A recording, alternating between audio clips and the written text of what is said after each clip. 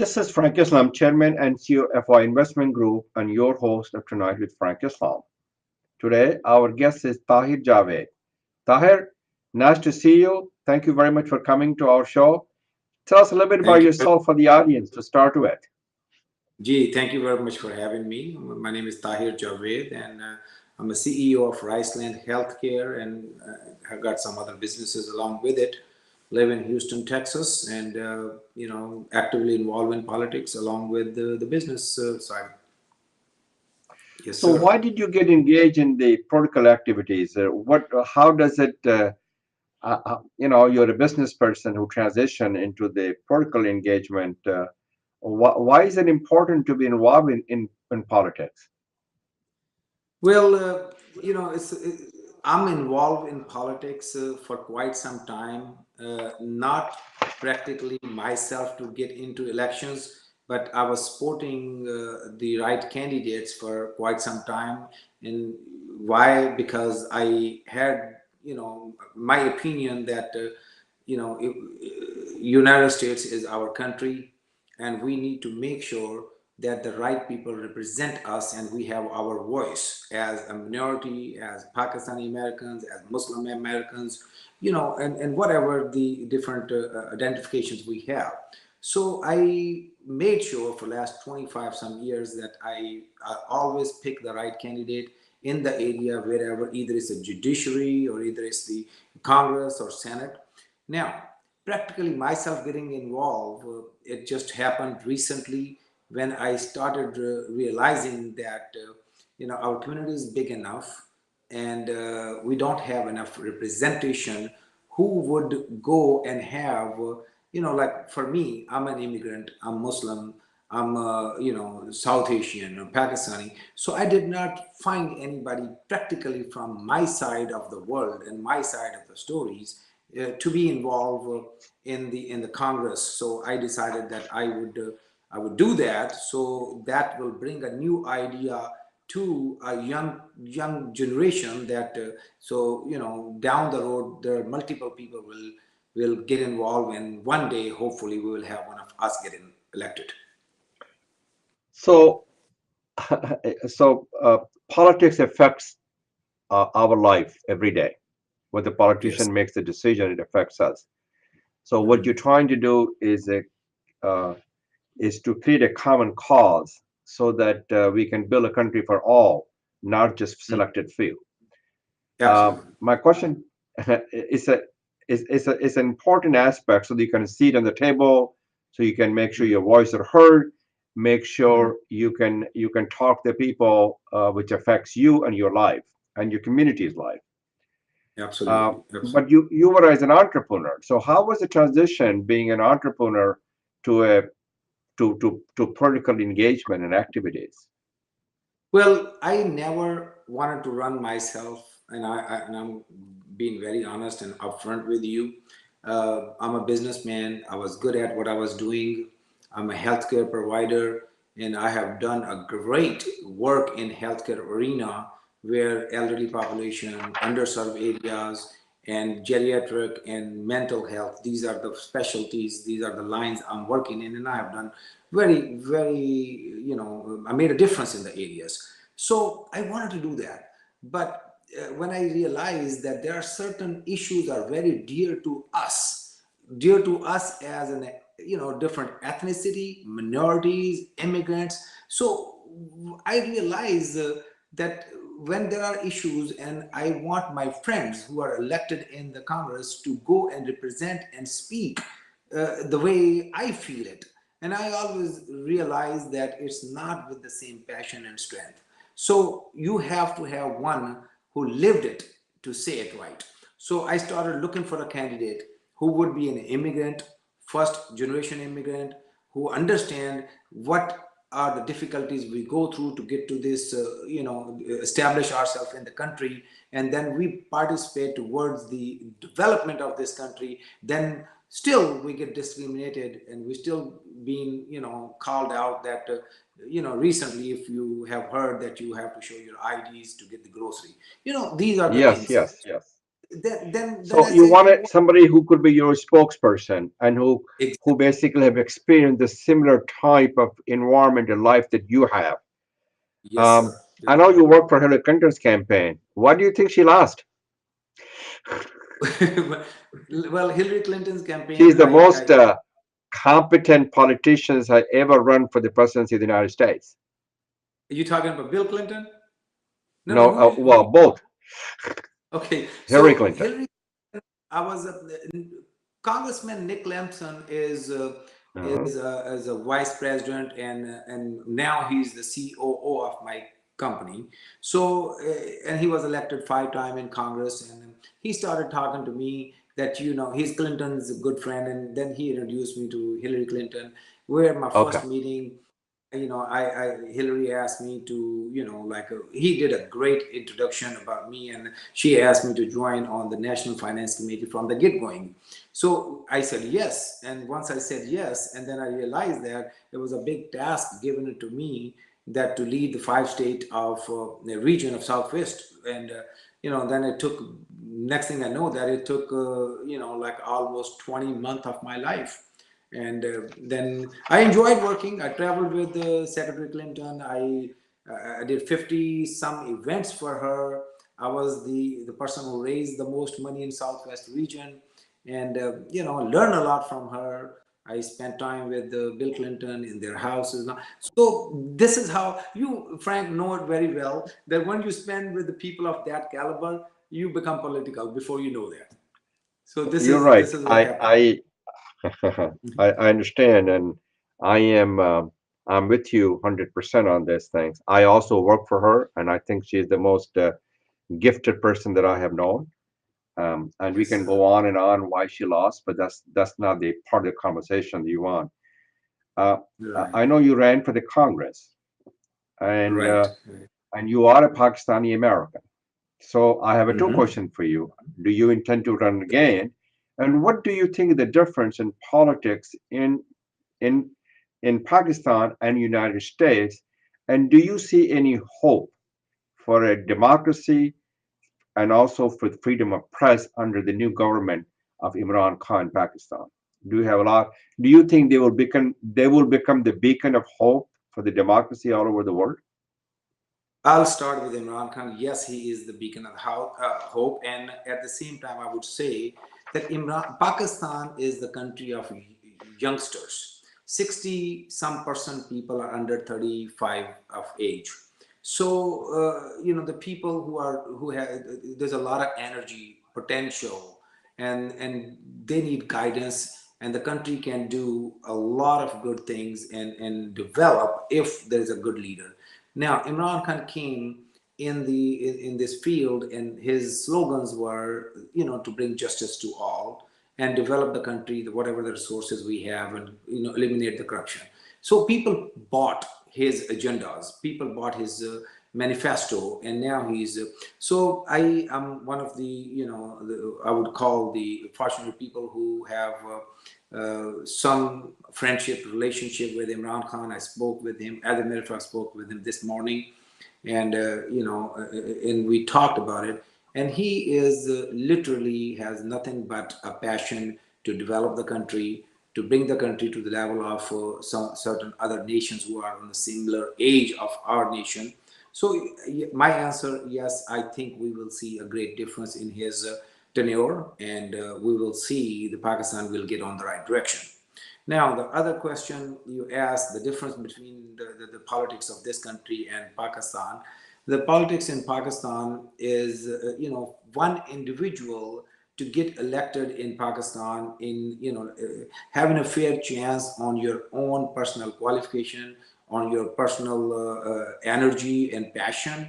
It's a little difficult in Pakistan. You may have a little more chances here to establish, because if you win a primary election, and then you have an equal chance with the other opponent of yours to get elected in. So the primary elections are absolutely individual efforts. There's parties in this country does not participate, and it doesn't affect.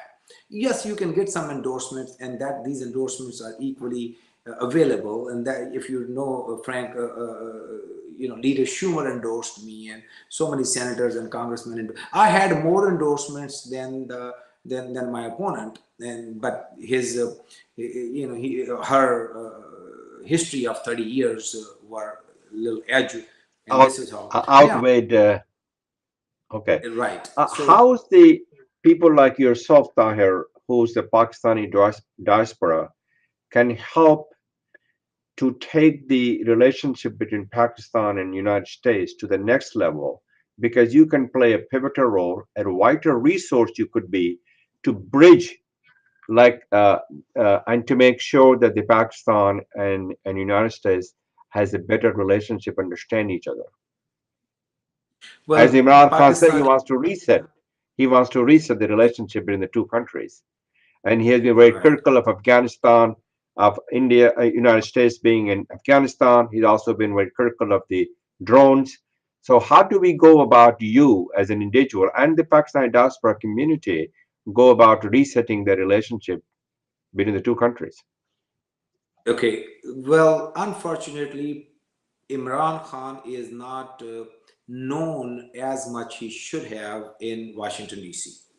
People, there are some misconceptions about him, but what he stands for, and obviously Imran Khan is one of a few leader who I would say not a typical politicians, and they never learn anything from like he started his own party and he is the head of the party, so basically he's learning with his own mistakes. So where he's standing today, this is exactly what he learned with his self teaching process. So people called him pro Taliban, people called him so many other things, and he did have some soft corner for Talibans, I believe, sometime in back. Then he realized that this is not working, and he opposed them, and then he was 100% with the war on terror with the mainstream, and this is how he changed. So now still in Washington D.C., a big majority of Congress people and senators, they don't understand that. So our community should reach out to these members. And the good thing is Pakistani community is very well aware of Imran Khan. They watch the news every day. They have the access. Now, there's a good thing is Imran Khan has at least thousands of his personal friends from Pakistani community in United States. These guys Oh, could talk to him on a phone. So I think from last 70 some years, this is the leader who's reachable by the community living in United States, and anybody else in the past were not accessible. You have to go through so many red tapes, not with Imran Khan. I think this community, what you're talking about, the Pakistani Americans living in United States can play a great role, and the role they have to play is communicate with the elected officials in this country and give them the actual education about Imran Khan in his manifesto, and if possible, connect them. Since he elected, I connected him with several congressmen. Even today, Sheila Jackson Lee made a phone call and had a great conversation at length with him. She showed her interest to visit Pakistan. I think if 20, 30, 40, 50 people who has a relationship, and I understand there's a lot of Pakistani has great relationship with their elected officials, they need to get out of the comfort zone, pick up the phone and call. And honestly, if they don't have a connection, they don't have the right number, they can reach out to me and I can connect them with Imran Khan, and they need to get the elected people to have their education directly from the man. very well said. So we will. I wanted to talk about. I know you are a CEO of a healthcare. What steps have you taken to improve the healthcare, and also, do you believe that the healthcare should be right for the people? Well, And yes. also, what's going on with Obama healthcare right now? I am 100% behind and supporter of healthcare for all. I universal healthcare for all, and exactly what Hillary Clinton was talking throughout the 20 month of her campaign, and you are part of that, Frank, and you know that this is health. Why healthcare is important? This is right after food and shelter. This is the basic necessity. We all want to live well. So if loved one is sick in the family, the whole family is in a situation. Now, I have seen with my own eyes people doesn't go to doctors because they don't have the co-pays, even though they have the insurances. I have seen and met with people, elderly population, who would skip their medicines in the last few days of every month, or they would make their pills into two. Instead of a pill, they would take half the dose, only because they don't have $30 of copay to go see the doctor, and they would wait till the next month to go see the doctor. Yes, there are a lot of gaps in between, and it's very unfortunate that the greatest nation on the earth, we don't have absolutely great program for our elderly population. What we're talking about, our parents. So what I have done, I made a nonprofit where we reach out to this geriatric population, and especially if they are our patient, we fill our nonprofit, we pay their co-pays, we reach out and we bring the doctors to their doorstep, we do the home visits, and at the same time, the second portion of second biggest negligence we have is in behavioral health. Behavioral health is so bad, Frank. Today, thousands, forget about everyday people, thousands of veterans are homeless under the bridges only because of their mental situation, and we Mhm. unfortunately as a nation doesn't have any program. And this is what we were talking 20-month day, and this was one of my major reason to join Hillary Clinton, to resolve the matters of the people who gave who offered their lives for the country, and who fought for us and stayed in the war zones. And because of staying in the war zone, they have situations with their behavioral health, and now today we don't have any programs for that. So I have started a partially hospitalization program in my area, and I take so many, more than 40% of the people are uninsured who come to my program, and we fund that through my nonprofit. So I'm trying with my personal capacity, with my partners, with my friends, people like you, they shake hand, and they either volunteer the time and the money, and we're trying to fill the gaps as much we can, and that's what we do. And thank you for giving your helping hands to the veterans who serve our country so well. And we have responsibility on our shoulder to take care of themselves, to take care of them. Yes. Now, I wanted to talk a little bit about the Trump's policies on Muslims. Is it hurting America? Is it helping America? Do you think America has Well, changed in the Trump administration since Trump took it over? And have we become more polarized? Have we become more divided because of this administration? absolutely, we are divided. That's one simple, straightforward answer.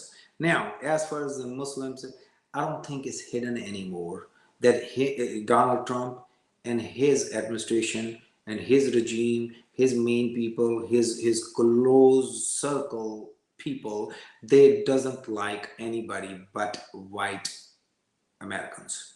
So So you think white he's a supremacy, racist? he's He's a racist. racist and a He, sex. Okay. he's racist himself, and the core people working under him, majority of them are racist. And if there is not one, they leave him. So with that, not just he's trying to divide us in religions, he's trying to divide us in ethnicity, and he's trying to divide us with whatever other division possibly they can do. You know what, one have said very well, that we cannot say that this is the worst because Donald Trump is still in the office.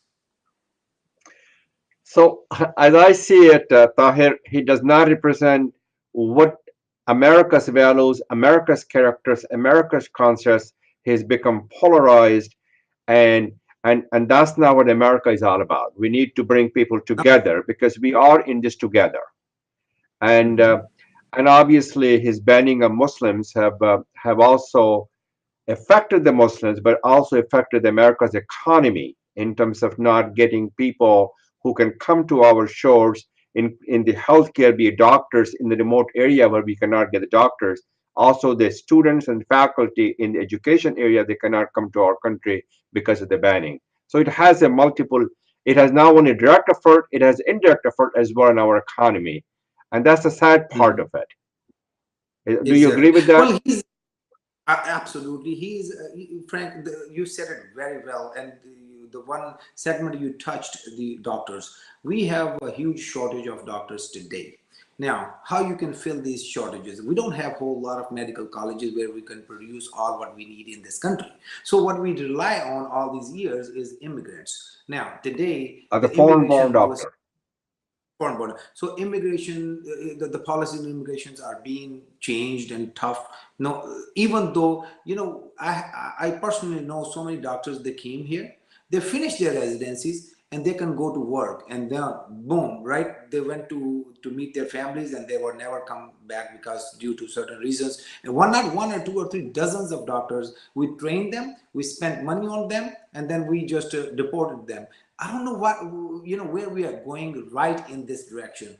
We are bringing, our gaps are getting bigger and bigger. If we're supposed to have, I believe, 2,500 population should have one doctor, and that is not the ratio we have nationwide. We probably have one doctor for 35 or 3,600 population. So you can tell that it's overloaded for the doctors not to, you can't, even though we have doctors who are spending 60 hours a week, we still have a big shortage. Now, which direction in healthcare they are going, that moving forward, if one is terminal one time for whatever disease, they are trying to stop curing that person and just push them away and let them die 2 months or 3 years from now. This is the policy Donald Trump want to work on it. So you know what, the people who made America, we want them to die sooner than they this is selfish,